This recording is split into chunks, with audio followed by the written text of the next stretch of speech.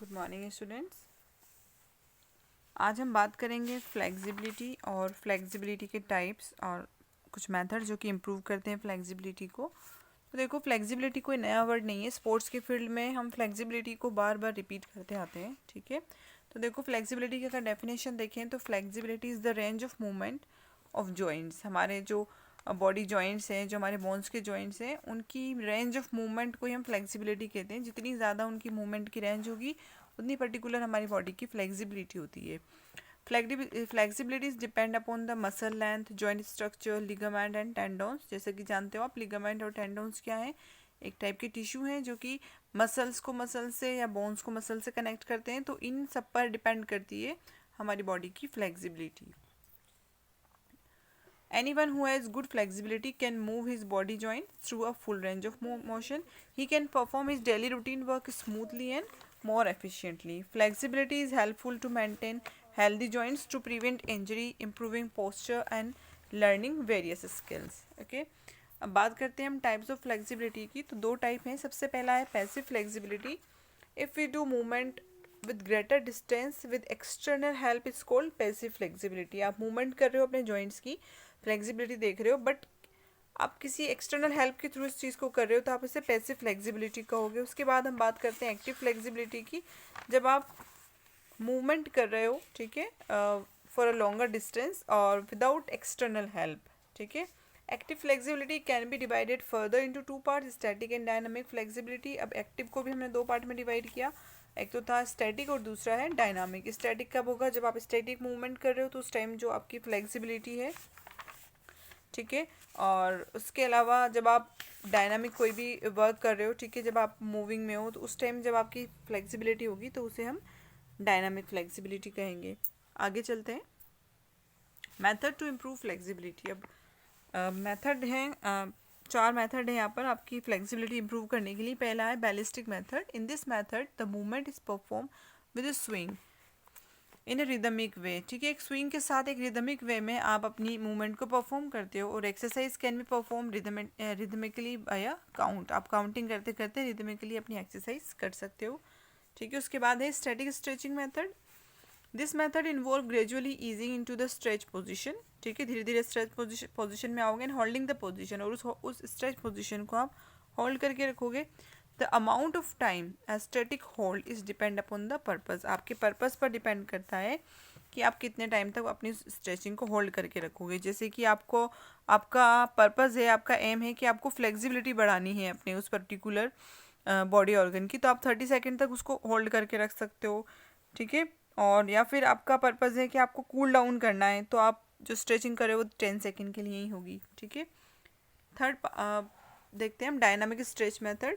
Dynamic stretch consist of control legs and arm swing that take you gently to the limit of your range of motion, ठीक है। आप legs और arm का swing करते हुए, यानी डायनामिक मोशन में आप काम कर रहे हो, ठीक है, और अपनी रेंज ऑफ मूवमेंट को आप गेन करते हो, तो उसे डायनामिक स्ट्रेच मेथड कहोगे। If any event require dynamic movement it is appropriate to conduct dynamic stretch exercise, okay. कोई भी आपका गेम है, कोई मूवमेंट है जहाँ पर डायनामिक आपको मूवमेंट चाहिए, तो ऑब्वियसली वहाँ पर डायनामिक स्ट्रेच एक्सरसाइज आपको करनी ही होगी। फोर्थ और लास्ट टाइप देखते हैं हम, प्रोप्रियोसेप्टिव न्यूरोमस्कुलर फैसिलिटेशन टेक्निक्स। देखिए, this method is use by advance sports person. आजकल जो स्पोर्ट्स पर्सन है उन्हें यूज़ करते हैं इस टेक्निक को, ठीक है। शॉर्ट में टेक्निक PNF टेक्निक भी कहलाती है।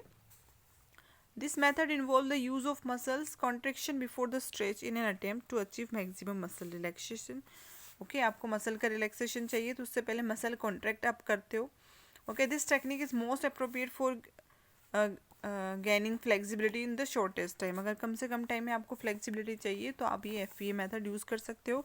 देखो, इसमें होता क्या है कि फर्स्ट ऑफ ऑल तो आपको स्ट्रेच पोजिशन में आना होता है, okay.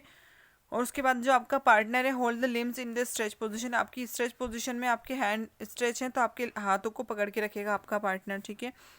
Then you push against your partner by contracting the muscles for 6 to 10 second. अब फिर आप उन स्ट्रेच मसल्स को, अपने हाथों को फिर से आप पुश करने की कोशिश करोगे।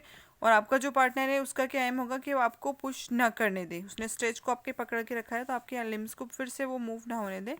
Your partner then move the limb further into the stretch until you feel the stretch sensation, उसके बाद वो स्ट्रेच में लेकर आएगा। Then again go back to number second to repeat the same procedure. उसके बाद आप फिर से आप वही चीज़ करोगे, अपने हैंड्स को स्ट्रेच करोगे, आपका पार्टनर फिर से पकड़ के रखेगा, आप कोशिश करोगे कि अपने स्ट्रेच को फिर से आप अपनी मसल्स को रिलैक्स दो, ठीक है। तो अब वो जो पार्टनर है आपका वो रिलैक्स नहीं करने देगा मसल्स को, तो इस तरह से हम इसे FPA मेथड कहते हैं और शॉर्टेस्ट टाइम में फ्लेक्सिबिलिटी गेन करने का सबसे अच्छा मेथड है। तो ये तो थे कुछ पर्टिकुलर मेथड जिनके थ्रू हम अपनी फ्लेक्सिबिलिटी को इंक्रीज़ कर सकते हैं। अब लास्ट टॉपिक है इस चैप्टर का, ठीक है, जब हमारी बुक और हमारा चैप्टर यहाँ फिनिश होगा, कोऑर्डिनेटिव एबिलिटी, ठीक है।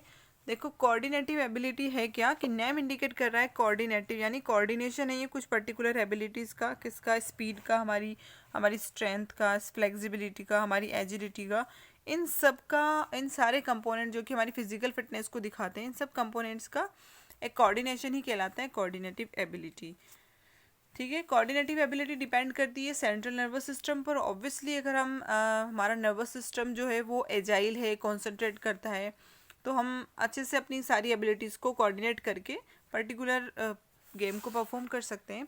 This ability of individual enable the individual to do various activities properly as well as efficiently. ये जो कोऑर्डिनेटिव एबिलिटी है वो एनेबल करती है पर्टिकुलर इंडिविजुअल को कि वो अपनी एक्टिविटीज़ को प्रॉपरली और एफिशिएंटली परफॉर्म कर सकें। टाइप्स अगर देखो आप, तो types of coordinative ability 7 type है टोटल। फर्स्ट है ओरिएंटेशन एबिलिटी। देखो ओरिएंटेशन एबिलिटी क्या है, it is the ability to determine the position of the body and its part in time and space in relation to gravity, moving object like ball, opponent, partner, playing field etcetera. Okay, this ability depend on functional capacity of sensory organ like eyes. Okay, जो भी orientation ability है यानी कि आपको Orient करके चलना है, अपनी सारे सेंस ऑर्गन पर डिपेंड करेगी ये, ठीक है। जैसे कि आपका जो आपके मूविंग ऑब्जेक्ट है, आप उसका भी ध्यान रखते हुए अपनी परफॉर्मेंस करो। आपका जो अपोनेंट पार्टनर है, आपका जो प्लेग्राउंड है, जो फील्ड है, उन सब में आप ओरिएंटेशन करके अपनी परफॉर्मेंस दो, तो इसे ओरिएंटेशन एबिलिटी कहते हैं। सेकेंड है कपलिंग एबिलिटी। देखो नेम इंडिकेट करता है कपलिंग, यानी आपको कपल करना है, कंबाइन करना है आपकी मूवमेंट्स को, ठीक है। It is the ability to combine the movements of different body parts for performing perfect sports movement. अपने सारे बॉडी पार्ट्स को आप उनकी मूवमेंट को कपल करके फिर एक पर्टिकुलर मूवमेंट आप करते हो। जैसे कि बॉक्सिंग का अगर एग्जांपल लें, ठीक है, in the movement of boxing में आप क्या करते हो, अपने हैंड्स की, अपनी हेड, अपने फीट, अपने ट्रंक, उन सबको असेंशियली कपल करते हो, फिर अपने पर्टिकुलर गोल की तरफ आप बढ़ते हो। फिर थर्ड हम देखते हैं रिएक्शन एबिलिटी।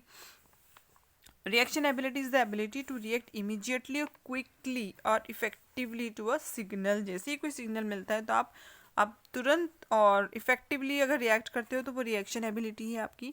जनरली दो तरह की होती है, सिंपल रिएक्शन एबिलिटी और complex reaction ability. Simple reaction ability में तो क्या है कि आप रिएक्ट करते हो immediately, okay, to a well known signal. जो आप जिस सिग्नल को आप जानते हो, डिटरमाइन है, आपको पता है कि ये चीज़ आने वाली है, उसके लिए आप तुरंत रिएक्ट देते हो, तो सिंपल रिएक्शन एबिलिटी है। और कॉम्प्लेक्स रिएक्शन एबिलिटी होगी कि आपने इमीडिएटली क्विकली कोई एक्शन किया, बट जो आपका सिग्नल था वो अनएक्सपेक्टेड था, आपको पता नहीं था कि ये होने वाला है, ठीक है। फोर्थ हम बात करते हैं बैलेंस एबिलिटी की। Balance ability is the ability to maintain balance during complete body movement and to regain balance quickly after the balance disturbing. Okay, जो भी आप मूवमेंट कर रहे हो तो आपकी बॉडी का बैलेंस बना रहे, तो उसे आप बैलेंस एबिलिटी कहोगे। और जैसे ही बैलेंस बिगड़ता है तो फ़ौरन उसे क्विकली रीगेन करना उस बैलेंस को, तो ये बैलेंस एबिलिटी है, ओके। और ऑब्वियसली बैलेंस एबिलिटी हर तरह के गेम और स्पोर्ट्स में हमें चाहिए। फिफ्थ है rhythm ability. It is the ability to observe the rhythm of a movement and do the movement with the required rhythm. जो भी रिदम मूवमेंट के लिए चाहिए, उस रिदम के साथ अगर आप मूवमेंट को करते हो तो हम उसे रिदमिक एबिलिटी कहते हैं। It is also required in synchronize swimming है, आपकी रिदम के साथ ही है, ठीक है, तो वहाँ भी आप अच्छे से कर रहे हो तो रिदम एबिलिटी देखी जाती है। सिक्स्थ है adaptation ability. It is the ability to adjust or change the movement effectively on the basis of change in the situation. Okay, adapt कर लेते हो यानी कि आप उसके अकॉर्डिंग अपने आप को ढाल लेते हो, जिससे सिचुएशन चेंज हुई, आपने अपनी मूवमेंट को उसके अकॉर्डिंग कन्वर्ट किया, तो इसे अडेप्टेशन एबिलिटी कह रहे हैं, okay. It can be said that it is the ability to solve motor tasks effectively. Okay. Now last type है differentiation ability. It is the ability to achieve a high degree of accuracy and economy of separate body movement and movement phases in a motor action. The high level of this ability depend on an experienced movement and the degree of mastery over motor action. ठीक है, differentiation यानी कि आप जो भी moving action कर रहे हो उनमें आपको मास्टरी हासिल है. ठीक है, तो आप बहुत अच्छे से अचीव कर सकते हो इकोनॉमिकली और एक्यूरेटली आप उन मूवमेंट को परफॉर्म कर सकते हो. ठीक है, तो ये 7 टाइप थे कोऑर्डिनेटिव एबिलिटी के. ये हमारे कंप्लीट होते हैं. चैप्टर हमारा यहीं फिनिश होता है. बुक भी हमारी कंप्लीट होती है. 10 चैप्टर थे हमारे फिजिकल एजुकेशन में, हमने कंप्लीट कर लिए. Okay, now you have to continue your studies. Thanks for watching.